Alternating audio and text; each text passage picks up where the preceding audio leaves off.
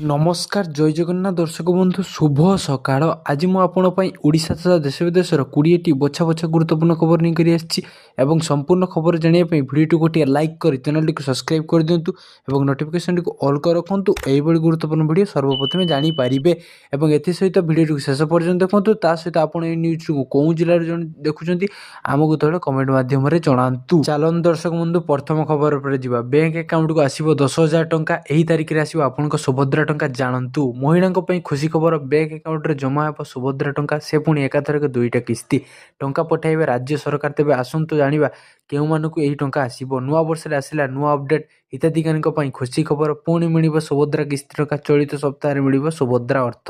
ହିତାଧିକାରୀଙ୍କ ମୁଖ୍ୟମନ୍ତ୍ରୀ ମୋହନ ମାଝୀ ଦେବେ ବଡ଼ ଉପହାର। ତେବେ ଆସନ୍ତୁ ଜାଣିବା କେଉଁମାନଙ୍କୁ ଏହି ଟଙ୍କା ମିଳିବ।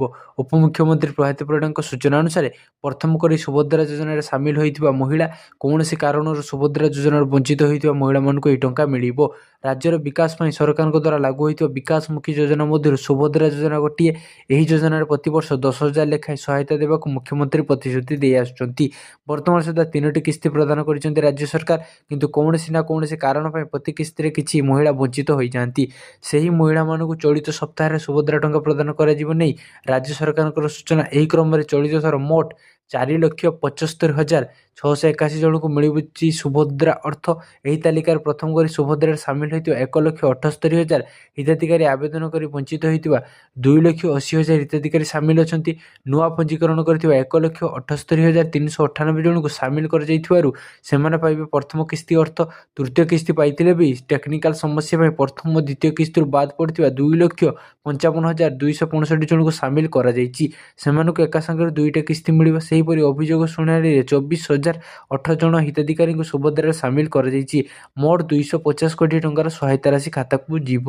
ଚାଲନ୍ତୁ ଦର୍ଶକ ବନ୍ଧୁ ପରବର୍ତ୍ତୀ ଖବର ଉପରେ ଯିବା। ଛୁଟି ବଢ଼ିଲା, ଜାଣନ୍ତୁ କେତେ ଦିନ ପର୍ଯ୍ୟନ୍ତ ସ୍କୁଲ ଆସିବେନି ଛାତ୍ରଛାତ୍ରୀ। ଉତ୍ତର ଭାରତର ପ୍ରବଳ ଥଣ୍ଡା ଜାରି ରହିଛି। ପାଗ ପରିସ୍ଥିତିକୁ ଦୃଷ୍ଟିରେ ରଖି କେନ୍ଦ୍ରଶାସିତ ରାଜ୍ୟ ଚଣ୍ଡିଗଡ଼ର ସମସ୍ତ ସରକାରୀ ଓ ସରକାରୀ ସାହାଯ୍ୟ ପ୍ରାପ୍ତ ବେସରକାରୀ ସମସ୍ତ ସ୍କୁଲକୁ ବନ୍ଦ କରିଦିଆଯାଇଛି।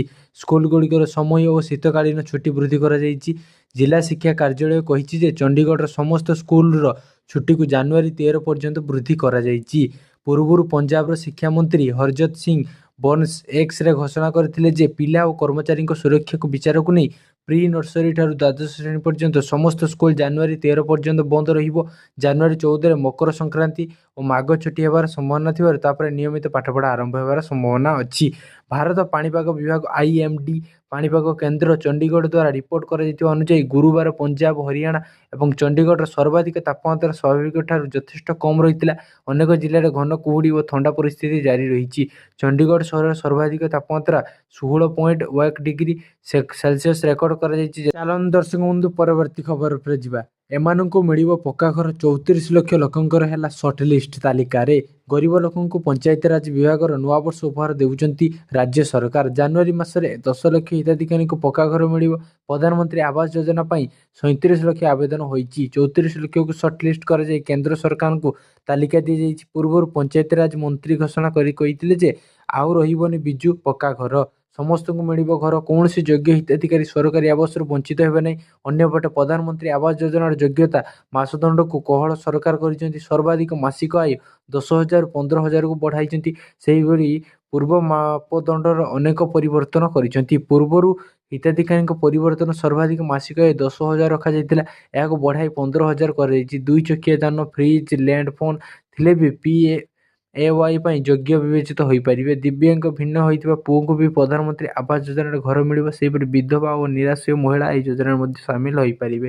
ଦର୍ଶକ ବନ୍ଧୁ ପରବର୍ତ୍ତୀ ଖବର ଉପରେ ଯିବା। ଗାଡ଼ି ଚାଳକଙ୍କ ପାଇଁ ବଡ଼ ଖବର, ଏପ୍ରିଲ ଯାଏଁ ଫାଇନ୍ ନାହିଁ। ଏପ୍ରିଲ 1 ପାଇଁ ପ୍ରଦୂଷଣ ସାର୍ଟିଫିକେଟ୍ ଯାଞ୍ଚ କୋହଳ ପାଇଁ ବାଣିଜ୍ୟ ଓ ପରିବହନ ମନ୍ତ୍ରୀଙ୍କ ନିଷ୍ପତ୍ତି। ଟୋଲଗେଟ୍ର ଇ-ଟିକସ ବା ବ୍ୟବସ୍ଥାରେ ଏହି ଅବଧିରେ କଟିବ ନାହିଁ ପ୍ରଦୂଷଣ ଚାଲାଣ। ପ୍ରଦୂଷଣ ଜରିମାନା ରାଶିର ତର୍ଜମା ପାଇଁ ମଧ୍ୟ ମନ୍ତ୍ରୀଙ୍କ ନିର୍ଦ୍ଦେଶ। ପରିବେଶ ସୁରକ୍ଷାକୁ ଦୃଷ୍ଟିରେ ରଖି ପ୍ରଦୂଷଣ ସୃଷ୍ଟି କରୁଥିବା ଗାଡ଼ି ବ୍ୟବହାର ନ କରିବାକୁ ନିବେଦନ। ଏହି ଅବଧି ମଧ୍ୟରେ ମୋଟର ଯାନ ଆଇନ ଅନୁଯାୟୀ ବାଧ୍ୟତାମୂଳକ ପ୍ରଦୂଷଣ ପ୍ରମାଣପତ୍ର କରାଇ ନେବାକୁ ପରାମର୍ଶ। ବାଣିଜ୍ୟ ଓ ପରିବହନ ବିଭାଗର ମନ୍ତ୍ରୀ ବିଭୂଷଣ ଜେନା ପ୍ରଦୂଷଣ ଯାଞ୍ଚ ଓ ଜରିମାନାକୁ ନେଇ ଗୁରୁତ୍ୱପୂର୍ଣ୍ଣ ନିଷ୍ପତ୍ତି ଗ୍ରହଣ କରିଛନ୍ତି। ପ୍ରଦୂଷଣ ଯାଞ୍ଚ ପାଇଁ ଜନସାଧାରଣଙ୍କ ସମସ୍ୟାକୁ ଦୃଷ୍ଟିରେ ରଖି ଆସନ୍ତା ଏପ୍ରିଲ 1 ପର୍ଯ୍ୟନ୍ତ ପ୍ରଦୂଷଣ ନଥିଲେ ଜରିମାନା ନ ରଖିବାକୁ ରାଜ୍ୟ ପରିବହନ ପ୍ରାଧିକରଣକୁ ନିର୍ଦ୍ଦେଶ ଦେଇଛନ୍ତି। ଟୋଲଗେଟ୍ର ଇ-ଟ୍ୟାକ୍ସରେ କଟୁଥିବା ଏ ସମ୍ବନ୍ଧୀୟ ଜରିମାନାକୁ ମଧ୍ୟ ସ୍ଥଗିତ ରଖିବାକୁ ସେ ନିର୍ଦ୍ଦେଶ ଦେଇଛନ୍ତି। ସେହିଭଳି ପ୍ରଦୂଷଣ ପ୍ରମାଣପତ୍ର ନଥିଲେ ମୋଟର ଯାନ ଆଇନ ଅନୁଯାୟୀ ଲାଗୁ ହୋଇଥିବା 10,000 ଟଙ୍କା ଜରିମାନାକୁ ହ୍ରାସ କରିବା ଦିଗରେ ତର୍ଜମା କରିବାକୁ ମଧ୍ୟ ବିଭାଗକୁ ସେ ନିର୍ଦ୍ଦେଶ ଦେଇଛନ୍ତି। ମନ୍ତ୍ରୀ ଶ୍ରୀ ବିଭୂତିଭୂଷଣ ଜେନା କହିଛନ୍ତି, ଗାଡ଼ିର ପ୍ରଦୂଷଣ ଯାଞ୍ଚ କରିବା ସମସ୍ତ ଦାୟିତ୍ୱ। ବାୟୁ ଗୁଣବତ୍ତା ଦିନକୁ ଦିନ ଖରାପ ହେଉଛି। ଏହାର ସୁଧାର ଦିଗରେ କାର୍ଯ୍ୟ କରିବା ଆଉ ସମସ୍ତଙ୍କ କର୍ତ୍ତବ୍ୟ। ସେଥିପାଇଁ ପରିବହନର ପରିବେଶ ସୁରକ୍ଷାକୁ ଲକ୍ଷ୍ୟ ରଖି ପ୍ରଦୂଷଣ ଯାଞ୍ଚ ପାଇଁ କଠୋର ଆଭିମୁଖ୍ୟ ଗ୍ରହଣ କରାଯାଇଛି। ମୋଟର ଯାନ ଆଇନ ଅନୁଯାୟୀ ଏହାର ବାଧ୍ୟତାମୂଳକ ମଧ୍ୟ। ଓଡ଼ିଶାରେ ମାତ୍ର 21% ଗାଡ଼ିରେ ପ୍ରଦୂଷଣ ପ୍ରମାଣପତ୍ର ରହିଛି। ଅନେକ ଗାଡ଼ି ଏହି ନିୟମର ବ୍ୟାପକ ଉଲ୍ଲଂଘନ କରୁଛନ୍ତି, ଯାହାକୁ ଦୃଷ୍ଟିରେ ରଖି ଏହି ଦିଗରେ ସଚେତନତା ବୃଦ୍ଧି କରିବାକୁ ପ୍ରଦୂଷଣ ପ୍ରମାଣପତ୍ରରେ ଗୁରୁତ୍ୱ ଦିଆଯାଉଛି। ଚାଲନ୍ତୁ ଦର୍ଶକ ବନ୍ଧୁ ପରବର୍ତ୍ତୀ ଖବର ଉପରେ ଯିବା। କନ୍ୟା ବିବାହ ଯୋଜନା ପାଇଁ ଆଉ ପଦେ ଆଗେଇଲେ ସରକାର। ଉପହାର ସାମଗ୍ରୀ ପାଇଁ ଉତ୍କଳିକା ସହ ଚୁକ୍ତି। ଖୁବ୍ ଶୀଘ୍ର ମିଳିବ କନ୍ୟା ବିବାହ ସହାୟତା। ମୁଖ୍ୟମନ୍ତ୍ରୀ କନ୍ୟା ବିବାହ ଯୋଜନା ପାଇଁ ଗାଇଡଲାଇନ୍ ଆସିଥିବା ବେଳେ ଆଜି ବୁଝାମଣା ପତ୍ର ସ୍ୱାକ୍ଷରିତ ହୋଇଛି। ଉପହାର ସାମଗ୍ରୀ ପାଇଁ ଉତ୍କଳିକା ସହ MoU ସ୍ୱାକ୍ଷର କରିଛି ମହିଳା ଓ ଶିଶୁ ବିକାଶ ବିଭାଗ। ସେପଟେ ଚଳିତ ସପ୍ତାହରେ 4,56,681 ହିତାଧିକାରୀଙ୍କୁ ସୁଭଦ୍ରା ଟଙ୍କା ମିଳିବା ନେଇ ଘୋଷଣା କରିଛନ୍ତି ଉପମୁଖ୍ୟମନ୍ତ୍ରୀ ପ୍ରଭାତୀ ପରିଡ଼ା। ରାଜ୍ୟରେ ଖୁବ୍ ଶୀଘ୍ର ଆରମ୍ଭ ହେବ ମୁଖ୍ୟମନ୍ତ୍ରୀ କନ୍ୟା ବିବାହ ଯୋଜନା। ଘୋଷଣାର ମାସଟେ ପରେ ଯୋଜନାର ଅଗ୍ରଗତି ନେଇ ବଡ଼ ପଦକ୍ଷେପ ନେଇଛନ୍ତି ରାଜ୍ୟ ସରକାର। ବିବାହ ଉପହାର ନେଇ ବଡ଼ ପଦକ୍ଷେପ ନେଇଛନ୍ତି ରାଜ୍ୟ ସରକାର। ବିବାହ ଉପହାର ସାମଗ୍ରୀର ଯୋଗାଣ ପାଇଁ ଉତ୍କଳିକା ସହ ବୁଝାମଣାପତ୍ର ସ୍ୱାକ୍ଷର କରିଛି ମହିଳା ଓ ଶିଶୁ ବିକାଶ ବିଭାଗ। ଏହି ଯୋଜନାରେ ଝିଅମାନଙ୍କୁ ଶାଢ଼ୀ, ଚୁଡ଼ି, ପାଉଁଜ, ବିନ୍ଦି ଭଳି ବିବାହ ସାମଗ୍ରୀ ମିଳିବ। ଏହିସବୁ ସାମଗ୍ରୀର ଉତ୍କଳିକା ମାଧ୍ୟମରେ ହିତାଧିକାରୀଙ୍କୁ ଯୋଗାଇ ଦେବେ ସରକାର। ଏହାଦ୍ୱାରା ଓଡ଼ିଶାର ହସ୍ତଶିଳ୍ପ, ହସ୍ତକଳା କ୍ଷେତ୍ରକୁ ମଧ୍ୟ ପ୍ରୋତ୍ସାହନ ମିଳିବ ବୋଲି ଉପମୁଖ୍ୟମନ୍ତ୍ରୀ ପ୍ରଭାତୀ ପରିଡ଼ା କହିଛନ୍ତି। ଏହି ଯୋଜନାରେ ମୋଟ 51,000 ଟଙ୍କାର ସହାୟତା ରାଶି ଦେବେ ସରକାର। ବାହାଘରରେ ପଞ୍ଜୀକରଣ ପରେ 35,000 ଟଙ୍କା, ଉପହାର ପାଇଁ 10,000 ଓ ସଜସଜ୍ଜା ପାଇଁ 6,000 ଟଙ୍କା ମିଳିବ। ସେପଟେ ଚଳିତ ସପ୍ତାହରେ ମିଳିତ ସୁଭଦ୍ରା ଯୋଜନାର ଚତୁର୍ଥ କିସ୍ତି ଉତ୍କଳିକା ସହ ବୁଝାମଣା ସ୍ୱାକ୍ଷର ଅବସରରେ ଏନେଇ ସୂଚନା ଦେଇଛନ୍ତି ଉପମୁଖ୍ୟମନ୍ତ୍ରୀ ପ୍ରଭାତୀ ପରିଡ଼ା। କହିଛନ୍ତି, ଏପଟେ ମୋଟ 4,56,681 ଜଣଙ୍କୁ ମିଳିଛି ସୁଭଦ୍ରା ଟଙ୍କା। ନୂଆ ସାମିଲ ହୋଇଥିବା 1,78,300 ବିଭିନ୍ନ କାରଣ ପାଇଁ ପୂର୍ବରୁ କଟିଯାଇଥିବା 24,018 ମହିଳାଙ୍କୁ ମିଳିଛି ଅର୍ଥ ରାଶି। ପ୍ରଥମ ଦ୍ୱିତୀୟ କିସ୍ତି ପାଇନଥିବା 2,55,265 ଜଣଙ୍କୁ ମିଳିଛି ସୁଭଦ୍ରା ଟଙ୍କା। ମୋଟ ଉପରେ 250 କୋଟିରୁ ଅଧିକ ଟଙ୍କା ଆକାଉଣ୍ଟକୁ ପଠାଯିବ। ଚାଲନ୍ତୁ ଦର୍ଶକ ବନ୍ଧୁ ପରବର୍ତ୍ତୀ ଖବର ଉପରେ ଯିବା। କୁହୁଡ଼ିକୁ ନେଇ ସତର୍କ ସୂଚନା ଜାରି କଲା IMD। ଓଡ଼ିଶାର ଘନ କୁହୁଡ଼ି ଅନୁଭୂତ ହେବା ନେଇ ଭାରତୀୟ ପାଣିପାଗ ବିଭାଗ IMD ପକ୍ଷରୁ 5 ଦିନିଆ ସତର୍କ ସୂଚନା ଜାରି କରାଯାଇଛି। IMD ପକ୍ଷରୁ କୁହାଯାଇଛି ଯେ ଗତ 24 ଘଣ୍ଟା ମଧ୍ୟରେ ଓଡ଼ିଶାର ଘନ କୁହୁଡ଼ି ଥଣ୍ଡା ଅନୁଭୂତ ହେବା ଜାରି ରହିଛି। ରାଜ୍ୟର 7ଟି ସହରର ତାପମାତ୍ରା 10 ଡିଗ୍ରୀ ସେଲସିୟସ୍ ତଳେ ରହିଛି। ଝାରସୁଗୁଡ଼ାରେ ସର୍ବନିମ୍ନ ତାପମାତ୍ରା 8.8 ଡିଗ୍ରୀ ସେଲସିୟସ୍ ରେକର୍ଡ କରାଯାଉଥିବା ବେଳେ ବରଗଡ଼ରେ ତାପମାତ୍ରା ସର୍ବାଧିକ 29.8 ଡିଗ୍ରୀ ସେଲସିୟସ୍ ରେକର୍ଡ କରାଯାଇଛି। ରାଜଧାନୀ ଭୁବନେଶ୍ୱରରେ ସର୍ବାଧିକ ତାପମାତ୍ରା 27.8 ଡିଗ୍ରୀ ସେଲସିୟସ୍ ଓ ସର୍ବନିମ୍ନ 16.8 ଡିଗ୍ରୀ ସେଲସିୟସ୍ ରେକର୍ଡ କରାଯାଇଛି। ସେହିପରି କଟକରେ ସର୍ବାଧିକ ତାପମାତ୍ରା 25.6 ଡିଗ୍ରୀ ସେଲସିୟସ୍ ଏବଂ ସର୍ବନିମ୍ନ 13.8 ଡିଗ୍ରୀ ସେଲସିୟସ୍ ରେକର୍ଡ କରାଯାଇଛି। ରାଜ୍ୟର ଅଧିକାଂଶ ସ୍ଥାନରେ ଥଣ୍ଡା ପବନ ବହିବା ଫଳରେ ଥଣ୍ଡା ପ୍ରକୋପ ବୃଦ୍ଧି ପାଇଛି। ରାଜ୍ୟର ପାହାଡ଼ିଆ ଅଞ୍ଚଳଗୁଡ଼ିକ ଅଧିକ ଥଣ୍ଡା ଅନୁଭୂତ ହୋଇଛି। ଦାରିଙ୍ଗବାଡ଼ିରେ ରାତିର ତାପମାତ୍ରା 8.5 ଡିଗ୍ରୀ ସେଲସିୟସ୍କୁ ହ୍ରାସ ପାଇଛି। ବୌଦ୍ଧରେ ଘନ କୁହୁଡ଼ି ଦେଖାଯାଉଥିବା ସହିତ ଦୃଶ୍ୟମାନକୁ 5 ମିଟରରୁ କମ୍ କରିଦେଇଥିଲା। ଏହା ବ୍ୟତୀତ ବଲାଙ୍ଗୀର, କୋରାପୁଟ, ଫୁଲବାଣୀରେ 50ରୁ 200 ମିଟର ଦୃଶ୍ୟମାନ୍ୟତା ଥିବା ଘନ କୁହୁଡ଼ି ଦେଖାଯାଇଥିଲା। ଅପରପକ୍ଷରେ ସୋନପୁର, ଭବାନୀପାଟଣା, ପାରଣା, ଖେମୁଣ୍ଡି ଓ ଜୟପୁରରେ 200ରୁ 500 ମିଟର ଦୃଶ୍ୟମାନ୍ୟତା ଥିବା ମଧ୍ୟ କୁହୁଡ଼ି ଦେଖାଯାଇଥିଲା। ସେହିପରି ଗୋପାଳପୁର, ବାରିପଦା, ସମ୍ବଲପୁର, ହୀରାକୁଦ ଏବଂ ରାଉରକେଲାରେ 500ରୁ 1000 ମିଟର ଦୃଶ୍ୟମାନ୍ୟତା ଥିବା ହାଲୁକା କୁହୁଡ଼ି ଦେଖାଯାଇଥିଲା।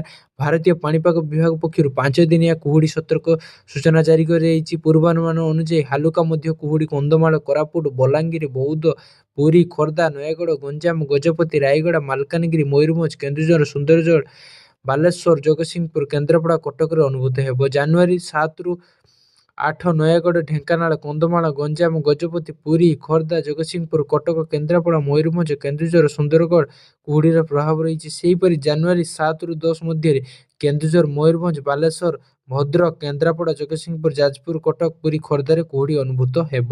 ଚାଲନ୍ତୁ ଦର୍ଶକ ବନ୍ଧୁ ପରବର୍ତ୍ତୀ ଖବର ଉପରେ ଯିବା। ହଠାତ୍ କମିଗଲା ସୁନା ଦର, ଗ୍ରାହକଙ୍କ ପାଇଁ ଆସିଲା ଖୁସି ଖବର। ଡେରି ନକରି ଶୀଘ୍ର ଯାଆନ୍ତୁ ମାର୍କେଟ। ତଳମୁହାଁ ହେଲା ସୁନା ଦର। ଭାରତରେ 24 କ୍ୟାରେଟ୍, 22 କ୍ୟାରେଟ୍, 18 କ୍ୟାରେଟ୍ ସୁନାର ମୂଲ୍ୟ ରେକର୍ଡ ସର୍ବୋଚ୍ଚ ସ୍ତରରେ ପହଞ୍ଚିବା ପରେ ହ୍ରାସ ପାଉଛି। ଗତ ସପ୍ତାହରେ 10 ଗ୍ରାମ 24 କ୍ୟାରେଟ୍ ସୁନାର ମୂଲ୍ୟ 1,200 ବା 10 ଗ୍ରାମ 12,000 ହ୍ରାସ ପାଇଛି। ଏହି ସପ୍ତାହର ଆରମ୍ଭରେ ମୂଲ୍ୟ ସର୍ବକାଳୀନ ସର୍ବାଧିକ ଥିଲା।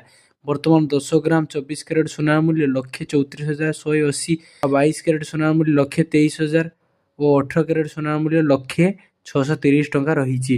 10 ଗ୍ରାମ ସୁନାର ଦାମ କେତେ? ଏହି ସମୟରେ 10 ଗ୍ରାମ ବା 24 କ୍ୟାରେଟ୍ ସୁନାର ମୂଲ୍ୟ 13,41,700 ବା 22 କ୍ୟାରେଟ୍ ସୁନାର ମୂଲ୍ୟ 12,29,000, 18 କ୍ୟାରେଟ୍ ସୁନାର ମୂଲ୍ୟ 10,06,300 ରହିଛି। ଗତକାଲି ଡିସେମ୍ବର 19 ତାରିଖ ମୂଲ୍ୟ 6,600 ହ୍ରାସ ପାଇଛି। ସୁନାର ମୂଲ୍ୟ ଡିସେମ୍ବର 15 ତାରିଖରେ ପହଞ୍ଚିଥିବା ରେକର୍ଡ ସର୍ବୋଚ୍ଚ ମୂଲ୍ୟଠାରୁ ଯଥେଷ୍ଟ ହ୍ରାସ ପାଇଛି।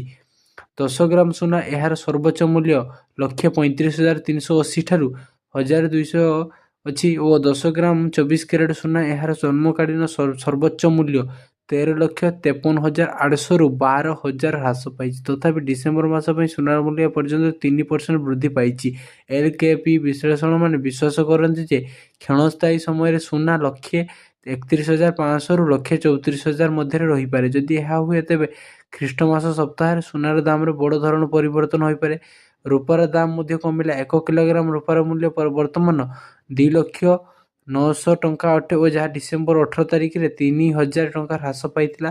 100 ଗ୍ରାମ 10 ଗ୍ରାମ ରୂପାର ମୂଲ୍ୟ ଯଥାକ୍ରମେ 20,900 ରୁ 2,090 ରହିଛି। ଡିସେମ୍ବର ମାସରେ ରୂପା ସୁନାକୁ ପଛରେ ପକାଇ ଦେଇଛି। ଏହି ସମୟରେ ରୂପାର ଦାମ 11% ବୃଦ୍ଧି ପାଇଛି। ଗୋଟିଏ ପଟେ ବର୍ଷ ଭିତରେ ସୁନାର ଦାମ ହୋଇ ବଢ଼ିପାରେ,